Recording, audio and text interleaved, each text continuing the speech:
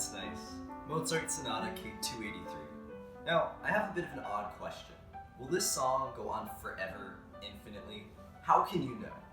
Let's find out by going back to the start. In 1930, German mathematician David Hilbert posed one major question at the core of mathematics: the decision problem. Can you prove that any given problem can be computed? Speaking of computation, let's talk computers. Not those. Closer. That's it. What you see here is a Turing machine. It's a theoretically infinitely long piece of tape with many segments containing either a 0 or a 1, and a read-write head.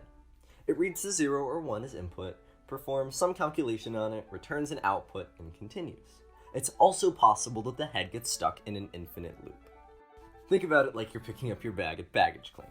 All bags you see are blue, 0, but your bag is the one orange one, 1. We check if it's orange, and if not, we keep going. Now, we want to know whether our calculation will compute and halt, or whether it will run infinitely, whether our orange bag will ever arrive. So let's create a hypothetical function, a machine called h. Now, if this machine works and does indeed exist, then we can tell if any given problem is computable. Otherwise, we cannot necessarily compute all problems. We feed in the calculation as input, and it tells us yes halts, or no never halts. Now, let's add on and say that if it returns yes, the machine itself does the opposite and enters an infinite loop. And if it says no, it does the opposite and halts. Now we have h+. And what happens if we take h+ and plug it back into itself? Well, if h+ originally halts, then the new function never halts. But if it never halts, then halts. That doesn't make sense. It's a contradiction, a paradox. H doesn't work. Therefore, we cannot determine all problems are computable. We're not talking about simple problems which can clearly be calculated.